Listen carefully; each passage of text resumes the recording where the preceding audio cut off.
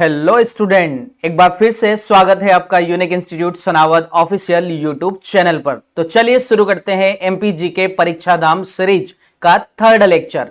जैसे कि मैंने आपको बताया था, सबसे पहले आपको अपने एजुकेटर के बारे में पता होना चाहिए कि आप जिनसे भी पढ़ रहे हो आपको अपने एजुकेटर के बारे में जानकारी होना चाहिए। तो चलिए मैं अपने बारे में एक ब्रीफ में इंट्रोडक्शन दे देता हूं। जैसे कि आप जानते हैं, मैं एक्स अनअकैडमी एजुकेटर रहा हूं, उसके अलावा पीडब्ल्यू एक्सपीरियंस भी रहा हूं, साथ ही 10 ईयर टीचिंग एक्सपीरियंस है। मैं अपने इंट्रोडक्शन में ज्यादा टाइम वेस्ट नहीं करूंगा। आप लोगों को मैं बताना चाहूंगा कि मैंने खुद से काफी एग्जाम्स क्वालिफाई कर रखी है जो कि आपके सामने है, और आप लोगों को यहां पर एक वैल्यूबल कंटेंट देने वाला हूं, साथ ही एमपी जीके को एकदम इजीएस्ट लैंग्वेज में पढ़ाने वाला हूं। तो चलिए हमारे आज की क्लास की हम लोग शुरुआत करते हैं। अगर आप आज पहली बार हमारी ये क्लास देख रहे हैं तो वीडियो को जरूर लाइक कर दीजिएगा, क्योंकि आप बीच में हो सकता है भूल जाएं। चलिए हम शुरू करते हैं। तो देखिएगा, एमपी जीके में जैसे कि मैंने आपको बताया था कि हम लोग परीक्षा धाम जो एमपीपीएससी और एमपी की हर एक वनडे एग्जाम के लिए एक बहुत बेस्ट बुक मानी जाती है, और इस बुक के थ्रू मैं आप लोगों को कंप्लीटली पढ़ाने वाला हूं, यानी एमपी जीके को एक नए अंदाज में आपके सामने रखने वाला हूं, जो कि ट्रिक के माध्यम से होगा, फ्लो चार्ट के माध्यम से होगा, माइंड मैप्स के माध्यम से होगा। यानी आप लोगों के लिए उसको इजीएस्ट लैंग्वेज में, इजीएस्ट प्रेजेंटेशन के द्वारा आपको पढ़ाने वाला हूं। हम सबसे पहले करते क्या, हमारा सिस्टम क्या होता है, सबसे पहले हम लोग पढ़ते हैं परीक्षा धाम का एक टॉपिक, एंड देन उसका फिर करेंगे एमसीक्यू। एमसीक्यू आपको एमपीपीएससी और पीवाईक्यू, ठीक है, पीवाईक्यू लेवल के मिलेंगे, जो लास्ट 10 ईयर के पीवाईक्यू भी आपको मैं यहां पर कराने वाला हूं, है ना, ताकि आप लोगों को पीवाईक्यू आसानी से कंप्लीट करने में हेल्प हो पाए। तो चलिए ठीक है, तो ये आप लोग ध्यान रखिएगा। अब ज्यादा हम लोग टाइम वेस्ट नहीं करेंगे और हमारे डायरेक्ट क्लास पर आएंगे। देखिएगा, मैंने आप लोगों को बताया था कि मध्य प्रदेश की जो एमपीजीके सीरीज है, यहां पर हम लोग 2 लेक्चर्स में, अगर आपने पहले हमारी 2 क्लासेस नहीं देखी है तो सबसे पहले आप इंट्रोडक्शन क्लास देख लीजिएगा, क्लास 1, और उसके बाद क्लास नंबर 2 देखिएगा। उसके बाद ये जो हमारा क्लास है थर्ड है। हो सकता है आपको कुछ चीजें समझ ना आए, लेकिन मैं कोशिश करूंगा आपको आसान भाषा में समझाने की। चलिए ठीक है, तो मध्य प्रदेश की भौगोलिक स्थिति क्या है। तो मध्य प्रदेश भारत के मध्य भाग में स्थित है, ये मैंने पहले भी बताया था, एक बार वंस मोर रिपीट कर रहा हूं। भारत का इसे हृदय क्यों कहा जाता है, क्योंकि जैसे इंसान के शरीर में हृदय बीचों बीच स्थित होता है, दिल बीचों बीच स्थित होता है, उसी प्रकार मध्य प्रदेश, हमारा प्यारा मध्य प्रदेश, भारत के बीचों बीच यानी कि सेंटर में स्थित है। इसका अक्षांशीय विस्तार मैंने लास्ट टाइम भी बताया था, 21 डिग्री 6 मिनट से लगाकर 26 डिग्री 30 मिनट तक फैला हुआ है, राइट। अब देशांतरी विस्तार की बात करें तो 74 डिग्री 9 मिनट से 82 डिग्री 48 मिनट तक पूर्वी देशांतर के मध्य स्थित है। अक्षांशी में उत्तरी अक्षांश के मध्य स्थित है, ये याद रखिएगा। क्षेत्रफल की बात करें तो 3,08,252 वर्ग किलोमीटर है, और इंडिया का सेकंड लार्जेस्ट स्टेट है हमारा मध्य प्रदेश, राइट। चलिए ठीक है, आकार की बात करते हैं भैया कि आखिर इसका जो साइज है, लंबाई चौड़ाई कितनी है, तो मैं आप लोगों को बताना चाहूंगा इसकी लंबाई और चौड़ाई। तो देखिएगा, यहां पर उत्तर से दक्षिण अगर मैं बात करूं, ये नॉर्थ है और ये साउथ है, तो नॉर्थ से साउथ, यानी एक व्यक्ति मान लो नॉर्थ वाले कॉर्नर से मध्य प्रदेश के चलना शुरू करता है और वो आता है साउथ की ओर, तो उसे एमपी के एक छोर से दूसरे छोर तक जाने के लिए, यानी उत्तर से दक्षिण तक जाने के लिए कितना डिस्टेंस कवर करना पड़ेगा, तो उसे कवर करना पड़ेगा 870 किलोमीटर, यानी 870 किलोमीटर चलना पड़ेगा। अगर इसी प्रकार एक व्यक्ति को पूर्व से पश्चिम जाना है, या अपोजिट कह लो, पश्चिम से पूर्व जाना है, तब भी उसे कितने किलोमीटर चलना पड़ेगा, उसे चलना पड़ेगा 605 किलोमीटर। यह भी कई बार आपके परीक्षा में पूछा जाता है कि भैया मध्य प्रदेश की उत्तर से दक्षिण की लंबाई क्या है, पूर्व से पश्चिम की लंबाई क्या है। तो उम्मीद करता हूं आपको समझ आया होगा। चलिए भौगोलिक विभाजन की बात करें तो जैसे कि आप जानते हैं, मध्य प्रदेश का जो भौगोलिक विभाजन है, भाई हमारा जो लैंड है, एमपी का लैंड है, वो एक जैसा नहीं है। आपको ऐसा नहीं होगा कि पहाड़ियां ही मिलेगी, मैदान ही मिलेंगे, पठार ही मिलेंगे। आपको कहीं पर पठार देखने के लिए मिलेंगे, कहीं पर पहाड़ियां मिलेगी, कहीं पर मैदान मिलेंगे। तो अभी हम लोग उनको डिटेल में वैसे तो चर्चा करेंगे, पर इन ब्रीफ में आप लोगों को बताने वाला हूं कि पठारों में मालवा का पठार हमारे यहां पर काफी फेमस है, बुंदेलखंड। इसके अलावा और भी है, मध्य भारत का पठार है, सतपुड़ा नर्मदा पर्वत श्रेणी है, काफी चीजें हैं। उसी प्रकार मध्य प्रदेश में दो पर्वत आपको देखने के लिए मिलते हैं जो काफी इंपोर्टेंट है परीक्षा के नजरिए से। एक विंध्याचल पर्वत है ना, और एक हम लोग पढ़ेंगे सतपुड़ा, जिससे मध्य प्रदेश लोक सेवा आयोग दैट मींस पीएससी में काफी प्रश्न बनते हैं। तो वीडियो के एंड तक बने रहिएगा, आपको काफी फ्लो चार्ट और माइंड मैप के द्वारा यहां पर मिलने वाला है कंटेंट। चलिए ठीक है, तो नर्मदा घाटी की मैं बात करूं तो मैदानी क्षेत्र में यानी आपको नर्मदा घाटी देखने के लिए मिलती है। तो ये मैंने आपको बताया मध्य प्रदेश की भौगोलिक स्थिति और उससे रिलेटेड कुछ फैक्ट्स। अब देखते हैं हम लोग आगे। ये मैंने आप लोगों को बता दिया है, ये माइंड मैप्स आपके लिए मैंने बनाया था, है ना। बहुत ही आसानी भाषा में आप लोगों को सिनोप्सिस के फॉर्म में चीजों को लर्न कर पाओगे। अच्छा, एक और चीज आपको याद दिला दूं, अगर आप इस लेक्चर का पीडीएफ डाउनलोड करना चाहते हो तो आपको हमारे टेलीग्राम ग्रुप को ज्वाइन करना चाहिए, जिसका लिंक मेरे डिस्क्रिप्शन में आपको मिल जाएगा, या फिर हमारे ऐप को भी डाउनलोड कर लीजिएगा। नेक्स्ट अपडेट के लिए, पीडीएफ के लिए हो सकता है आपको यहां पर यूट्यूब पर एड वगैरह भी देखने के लिए मिल सकता है, लेकिन ऐप में ये जो लेक्चर्स मिलेंगे वहां पर एड फ्री भी मिल जाए, है ना। चलिए ठीक है, तो हम बात करते हैं देशांतरी और अक्षांशरी विस्तार की, जो मैं बता चुका हूं, स्थिति बता चुका हूं, क्षेत्रफल बता चुका हूं, तो मैं ज्यादा टाइम वेस्ट नहीं करूंगा। चलिए हम लोग बढ़ते हैं आगे की ओर। देखिएगा, अब हम लोग बात कर रहे हैं मध्य प्रदेश जो है हमारा, उसके पड़ोसी राज्यों की। पड़ोसी राज्य, हाँ, जैसे कि आप लोग, हम लोग, हमारे भी पड़ोसी होते हैं, वैसे हमारे मध्य प्रदेश के पड़ोसी हैं। अब मध्य प्रदेश के उत्तर में कौन है, तो भैया उत्तर प्रदेश है, और पूर्व में कौन है तो छत्तीसगढ़ है, दक्षिण में कौन है तो महाराष्ट्र है, पश्चिम में कौन है बोले सर गुजरात है। तो ये चारों राज्य तो हमारे चारों दिशाओं में फैले हुए हैं, राइट। ये पूछा भी जाता है मध्य प्रदेश के उत्तर पश्चिम में कौन सा स्टेट है, तो राजस्थान है। अगर आप सीरियस एस्पिरेंट है तो आपको हर बारीक से बारीक फैक्ट पर नजर रखनी होगी, ताकि एग्जाम में आप बेहतर कर पाए, राइट। तो इन पॉइंट्स को भी याद रखिएगा। तो पड़ोसी राज्यों ने बताया आप लोगों को, यानी भारत के कितने, भारत में तो बहुत सारे पड़ोसी हैं, लेकिन मैं अभी बात हाल फिलहाल में कर रहा हूं मध्य प्रदेश के पड़ोसियों के। मध्य प्रदेश के 5 पड़ोसी है, राइट। अब हमारी जो सीमा है, कुछ पॉइंट्स आप लोगों को याद रखना है। हमारी जो राज्य की सीमा है, कोई अंतरराष्ट्रीय सीमा को टच नहीं करती, ना कोई समुद्री सीमा को टच करती है। सबसे लंबी सीमा मध्य प्रदेश की किसके साथ लगती है, तो उत्तर प्रदेश के साथ है भैया, 1077 किलोमीटर। और हमारे जो 5 पड़ोसी है, एक बार फिर मैं आपको बता दूं, तो पहला कौन है, उत्तर में उत्तर प्रदेश है, दूसरा है उत्तर पश्चिम में राजस्थान, तीसरा है पश्चिम में गुजरात, चौथा है दक्षिण में महाराष्ट्र, और पांचवा है पूर्व में छत्तीसगढ़। तो ये थे मध्य प्रदेश के पड़ोसी राज्य, जिन्हें कि आप लोगों को लर्न करना है, राइट। चलिए अब हम लोग बढ़ते हैं आगे की ओर। तो देखिए, आपने अभी क्या देखा, आपने अभी देखा मध्य प्रदेश के पड़ोसी राज्य। अब हम लोग चर्चा करेंगे, हमारा चर्चा का टॉपिक होगा कर्क रेखा, जिसे हम लोग इंग्लिश में कहते हैं ट्रॉपिक ऑफ कैंसर, राइट। तो ट्रॉपिक ऑफ कैंसर भाई एमपी में कहां से गुजरती है, कितने, कौन सी नदी है जिसको मतलब 2 बार उसको क्रॉस करती है, काफी प्रश्न बनते हैं। और मैं आप लोगों को अभी एक ऐसा अमेजिंग ट्रिक बताने वाला हूं, वीडियो में एंड तक बने रहिएगा, ताकि आप लोग कर्क रेखा पर जितने भी मध्य प्रदेश के जिले स्थित है वो आप एक बार में चुटकियों में याद करने वाले हो। तो देखिएगा, हमारा जो ट्रॉपिक ऑफ कैंसर है, कर्क रेखा है, ये मध्य प्रदेश के कौन से पठार से गुजरती है। कभी ऐसा सवाल पूछ ले तो याद रखिएगा, कौन से पठार से गुजरती है, तो मालवा के पठार से गुजरती है, याद रखिएगा। कर्क रेखा मध्य प्रदेश के मालवा के मध्य से गुजरती है। अब मध्य प्रदेश की यानी मध्य प्रदेश में एक ऐसी नदी है जो कर्क रेखा को 2 बार काटती है, वो कौन सी नदी है, माही नदी। ये एग्जाम में प्रश्न कहीं बार पूछा गया है, यानी आप इसको, है ना, इंपोर्टेंट मार्क कर सकते हो अपनी डायरी में, अपने पीडीएफ में, है ना। चलिए ठीक है, तो कर्क रेखा कितने जिलों से एमपी के गुजरती है भैया, तो 14 जिलों से क्रॉस होती है। यानी अभी मैं बताने वाला हूं ऐसे कौन से 14 जिलों जिनसे की कर्क रेखा होकर गुजरती है, राइट। अच्छा, मुझे कमेंट करके जब तक आप ये बताइए कि कितने डिग्री और मिनट से कर्क रेखा गुजरती है, यानी उसका अक्षांशीय विस्तार क्या है, उसका वैल्यू क्या है, आप बताइएगा कितना डिग्री से गुजरती है। अच्छा, कर्क रेखा 14 जिलों से गुजरती है, तो उनके नाम क्या है, सबसे पहले अब हम लोग ये चर्चा कर लेते हैं। तो कर्क रेखा जो 14 जिलों से गुजरती है, रतलाम, उज्जैन, शाजापुर, राजगढ़, सीहोर, भोपाल, विदिशा, रायसेन, सागर, दमोह, जबलपुर, कटनी, उमरिया एंड शहडोल, ये क्या है, ये 14 वो जिले हैं जहां से मध्य प्रदेश में कर्क रेखा गुजरती है। तो मैंने आपको जो फैक्ट बताए, अब उन्हें याद कैसे करें, सबसे बड़ी समस्या तो स्टूडेंट के लिए याद करना होती है। मैं आप लोगों को बहुत आसान सा ट्रिक बताने वाला हूं, जिनसे आप लोगों को कर्क रेखा पर एमपी के जो भी जिले पड़ते हैं वो बहुत आसानी से याद होंगे। चलिए समझते हैं वो ट्रिक क्या है। तो कर्क रेखा पर स्थित मध्य प्रदेश के 14 जिलों को याद करने की अमेजिंग ट्रिक।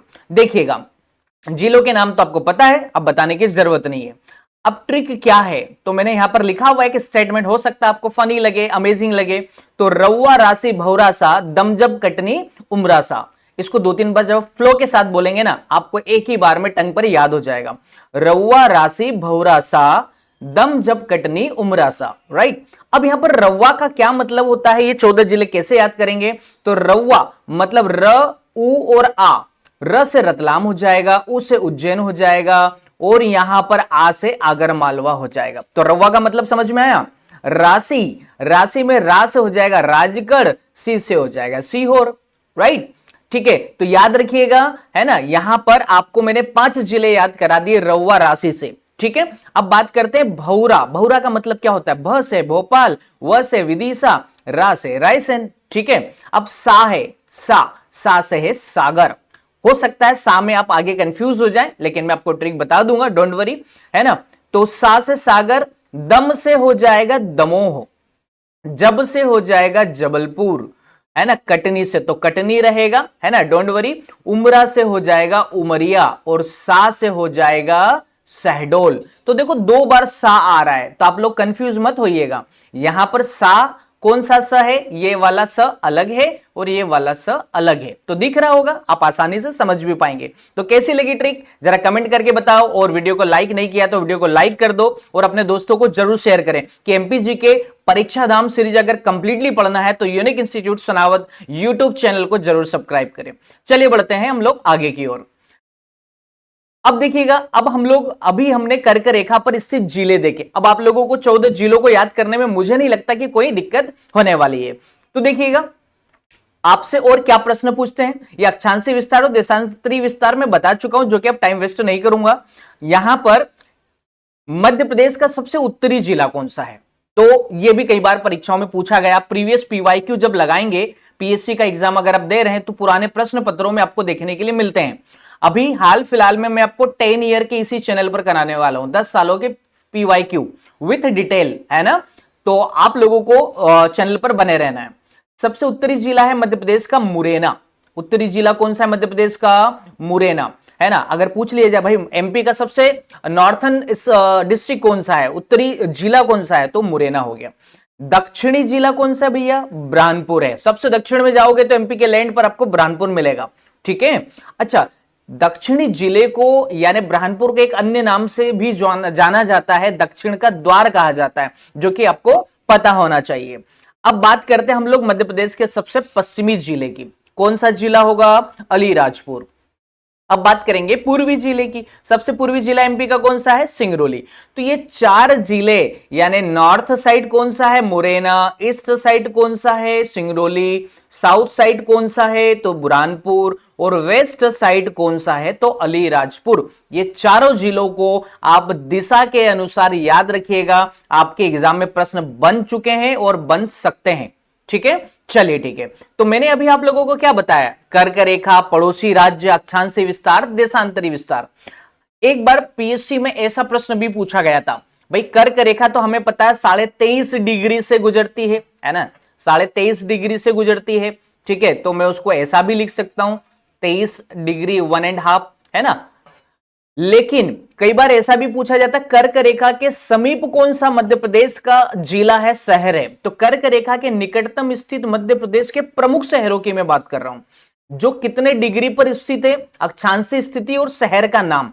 मैं आपको अक्षांशीय स्थिति बता रहा हूं और शहर का नाम बता रहा हूं। तो देखिएगा, सांची 23 डिग्री 48 मिनट से गुजरता है, यानी सांची के पास से जो लाइन गुजर रही है, अगर उसका मेजरमेंट हम लोग अक्षांशीय लेवल पर करते हैं तो 23 डिग्री 48 मिनट उसका वैल्यू निकल कर आता है। विदिशा की बात करें तो 23 डिग्री 52 मिनट होता है ना, उसका अक्षांशीय वैल्यू। अक्षांशीय स्थिति भोपाल है 23 डिग्री 25 मिनट पर स्थित, जबलपुर है 23 डिग्री 18 मिनट पर, उज्जैन है 23 डिग्री 17 मिनट पर, और इंदौर है 22 डिग्री 71 मिनट पर। तो आपको ये जिलों के बारे में भी पता होना चाहिए, क्योंकि ये एमपी के मुख्य शहर है जहां से अक्सर प्रश्न बनते रहते हैं आपकी पुराने प्रश्न पत्रों को अगर आप ध्यान से एनालिसिस करते हो तो। ठीक है, तो इन्हें भी आप लोग याद रखेंगे। चलिए अब हम लोग बात करेंगे नेक्स्ट पॉइंट पर, जलवायु को लेकर। भाई एमपी की जलवायु कैसी है? जलवायु का होना बहुत जरूरी है। अभी जैसे जानते हैं आप, बारिश का मौसम चल रहा है, कहीं पर बारिश है, कहीं पर सूखा है ना, तो ये लगा हुआ है। अब हम लोग जलवायु की चर्चा करते हैं। जलवायु के आगे हम लोग वर्षा की चर्चा करेंगे। अब जलवायु में क्या याद रखना आपके लिए ज्यादा बेहद महत्वपूर्ण हो जाता है। तो मध्य प्रदेश में उष्णकटिबंधीय मानसूनी जलवायु पाई जाती है। कहीं बार परीक्षा में पूछा गया है कि एमपी में किस प्रकार की जलवायु पाई जाती है। It's very important point for you. अब यहां पर आपको मैं बता देता हूं मध्य प्रदेश की जो जलवायु का नेचर कैसा है, तो आप क्या बोलोगे? उष्ण कटिबंध मानसूनी जलवायु पाई जाती है। यानी आपका एक प्रश्न यहां से तैयार हो जाता है, मालवा के पठार की जो जलवायु कैसी है? वैसे तो देखो पूरे मध्य प्रदेश में जलवायु का विस्तार है, पर स्पेशली मालवा के पठार की जलवायु बहुत आदर्श जलवायु मानी जाती है। आपने देखा होगा मालवा की मिट्टी भी काली मिट्टी है, वहां की जलवायु आदर्श जलवायु, न तो वहां पर बहुत गर्मी पड़ेगी, न तो वहां पर बहुत है ना ठंड पड़ेगी। आदर्श, आदर्श का मतलब होता है सारी चीजें बैलेंस्ड होगी, है ना। एक चीनी यात्री आया था फाइयान, उसने मालवा की जलवायु को सर्वश्रेष्ठ, विश्व में सर्वश्रेष्ठ जलवायु बता चुका है ना। तो ये आपको इतिहास का एक फैक्ट है जो मैंने आपको बता दिया है। तो मालवा के पठार में आदर्श जलवायु पाई जाती है।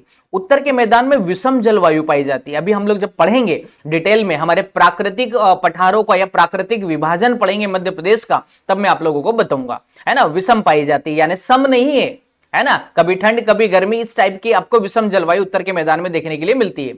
औसत तापमान, भाई हमारे एमपी में आपने देखा होगा काफी गर्मी पड़ती है मध्य प्रदेश में, लेकिन अगर बात करें औसत तापमान की तो 35 डिग्री से 45 डिग्री तक औसत तापमान देखने के लिए मिलता है।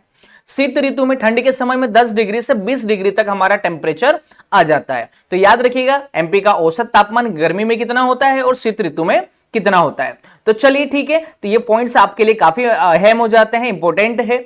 अब हम लोग बात कर लेते हैं वर्षा की, है ना। मध्य प्रदेश में जो वर्षा है ना, उसकी क्या स्थिति? अभी वर्षा का मौसम भी चल रहा है ना। चलिए ठीक है, तो वर्षा की बात करें तो वर्षा जो है भैया हमारे यहाँ औसत वर्षा कितनी होती है? कई बार एग्जाम में पूछा गया है, इसे आप लोगों को याद रखना है।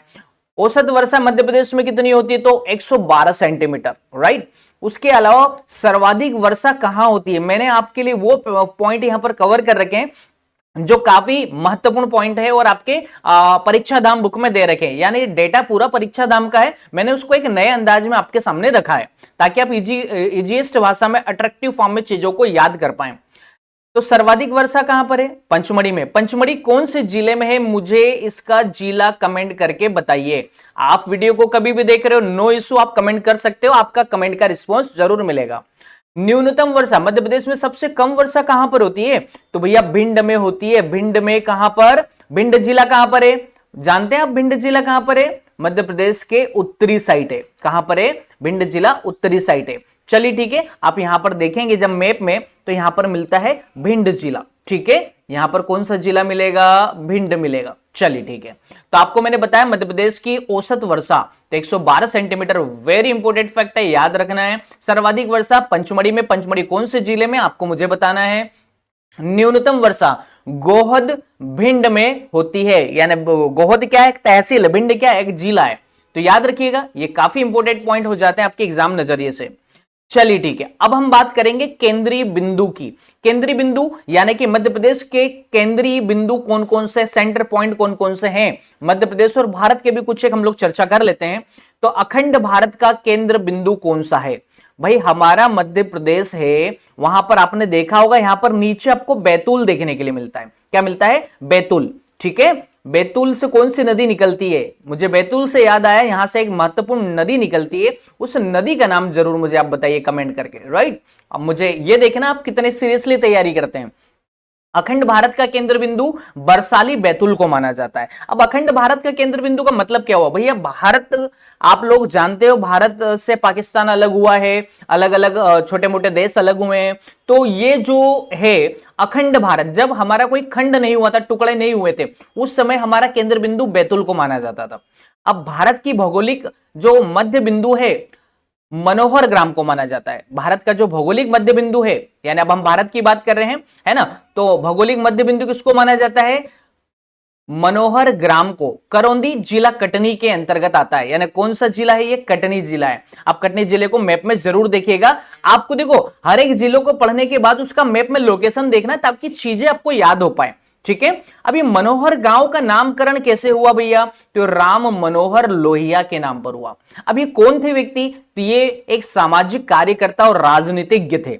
राम मनोहर लोहिया कौन थे? एक सामाजिक कार्यकर्ता और राजनीतिज्ञ थे। अब पृथ्वी का केंद्र बिंदु कौन सा है? तो मंगलनाथ मंदिर उज्जैन को माना जाता है। उज्जैन महाकालेश्वर नगरी है। अभी आपने श्रावण का महीना अभी खत्म हुआ है ना, आपने देखा होगा है ना, उज्जैन में काफी भीड़ देखने के लिए मिलती है और हमारे जो मुख्यमंत्री जी हैं उनका निवास जिला भी है उज्जैन। चलिए बढ़ते हैं हम लोग अगले फैक्ट की ओर।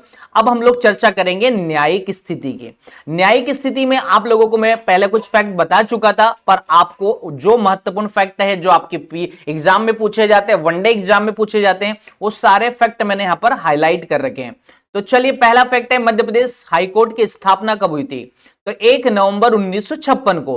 भैया ये जो डेट है काफी महत्वपूर्ण मध्य प्रदेश के इतिहास में मानी जाती है। उसका रीजन क्या है? क्योंकि मध्य प्रदेश की स्थापना भी हुई थी 1 नवंबर 1956 को।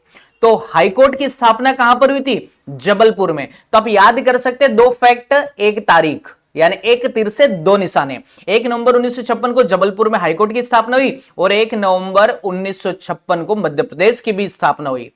अगला फैक्ट है, 1 नवंबर 1956 से पहले एमपी का हाईकोर्ट कहां पर माना जाता था भैया? तो ये महाराष्ट्र के नागपुर में था। महाराष्ट्र के नागपुर में हुआ करता था। पहले अगर हाईकोर्ट संबंधित हमारे मध्य प्रदेश को कुछ मामले निपटाने हैं या हमारे लोगों को कुछ मामले निपटाने होते तो उन्हें महाराष्ट्र जाना होता था, क्योंकि हाईकोर्ट काफी दूर था। अब हमारे एमपी में ही आ गया है। ठीक है, अब क्या काफी लंबे समय से, राइट, 1956 से एमपी के जन्म से ही वहां पर आ चुका है। अब हम लोग चर्चा करेंगे यहां पर, है ना, मध्य प्रदेश हाईकोर्ट भवन के वास्तुकार कौन थे? भैया उसका जो डिजाइन है, आपने बिल्डिंग का डिजाइन तो देखा ही देखा होगा। उसका डिजाइन किसने तैयार किया है? उसका डिजाइन तैयार किया है हेनरी इरविन ने। हेनरी इरविन काफी पुराना है, ये कोई अंग्रेज होंगे, है ना, जो वास्तुकार थे, है ना, डिजाइनर थे, और इन्होंने ही मध्य प्रदेश हाईकोर्ट का जो बिल्डिंग है उसका डिजाइन तैयार किया है। अब मध्य प्रदेश हाईकोर्ट की दो खंडपीठें, एक है इंदौर और दूसरा है ग्वालियर। कब स्थापना हुई थी खंडपीठों की? 1968 में। भाई ये डेट और ये डेट में कंफ्यूज मत हो जाना, खंडपीठ लेट बनी है ना, खंडपीठ लेट बनी है, लगभग 12 साल बाद बनी है ना, 12 साल बाद बनी है, हम ये मान सकते हैं 1956 के बाद। लेकिन हाईकोर्ट की स्थापना तो जबलपुर में 1956 में हो ही चुकी थी। चलिए ठीक है, मध्य प्रदेश हाईकोर्ट की तीसरी खंडपीठ कहां पर है नहीं, प्रस्तावित है, अभी चल रहा है प्लानिंग में, है ना, भोपाल में प्रस्तावित, हो सकता है जल्द बन जाए। तो हम फिर पढ़ेंगे मध्य प्रदेश की 3 खंडपीठ है, उसमें एक भोपाल भी होगा। चलिए अगला फैक्ट बात करेंगे, जबलपुर हाईकोर्ट भवन का निर्माण राजा गोकुलदास के सहयोग से किया गया था। भैया देखो, आपको अभी मैंने बताया कि हेनरी इरविन कौन थे, तो ये एक अंग्रेज वास्तुकार थे, है ना, जो एमपी का हाईकोर्ट के बिल्डिंग का डिजाइन, आज हम लोग कोई बिल्डिंग बनवाते हैं तो उसका मैप इंजीनियर से बनवाते हैं, तो उस जमाने के इंजीनियर रहे होंगे, वास्तुकार रहे होंगे। अब भैया बिल्डिंग बनाने में काफी फाइनेंशियली खर्च भी होता है, तो उसका सहयोग किसने किया? तो जबलपुर हाईकोर्ट भवन का निर्माण राजा गोकुलदास के सहयोग से किया गया था। उस जमाने में राजा महाराजा हुआ करते थे, राजा रजवाड़े रियासतें हुआ करती थी, तो आप लोगों को ये चीजें याद रखना है। मैंने आपको जो फैक्ट बताए सारे के सारे। चलिए ठीक है, तो आज की क्लास में बस इतना ही। अगर आपको वीडियो पसंद आता है तो वीडियो को जरूर लाइक करो, अपने दोस्तों को शेयर करो, और completely MP GK with detail and MCQ मैं आपको दोनों पढ़ाने वाला हूं। साथ में पीवाईक्यू भी अभी आने वाला है, उसकी सीरीज भी शुरू हो रही, 10 सालों के हम लोग पढ़ने वाले हैं, और एमपीजीके परीक्षा धाम सीरीज को हम लोग कंप्लीट करने वाले जल्दी से जल्दी। आपका लेक्चर हर सेकेंड डे पर होगा, है ना, हर सेकेंड डे आपका लेक्चर होगा, ताकि आप एक दिन उसके नोट्स बना पाओ, उसको रिवाइज करा पाओ। और इसका पीडीएफ डाउनलोड करना है तो टेलीग्राम को ग्रुप को हमारे ज्वाइन करना है, इसी नेम से मिलेगा, यूनिक इंस्टीट्यूट सनावत के नाम से, और आपको वहां से पीडीएफ भी मिल जाएगी। ऐप भी डाउनलोड कर लीजिएगा, हो सकता है आपको सारे लेक्चर वहां पर मिल जाए, तो आपको वहां पर विदाउट एड, है ना, एड आपको बार बार स्किप करना पड़ता होगा बीच बीच में यूट्यूब पर, तो आपको ऐप पर ये सारी चीजें मैं अवेलेबल करा दूंगा, लेक्चर भी एंड पीडीएफ भी, ताकि आसानी से आप कंफर्ट मोड में होकर पढ़ें। चलिए ये आज के क्लास हम लोग खत्म करते हैं और मिलते हैं नेक्स्ट वीडियो में। तब तक के लिए अपना ख्याल रखिएगा। जय हिंद, जय भारत।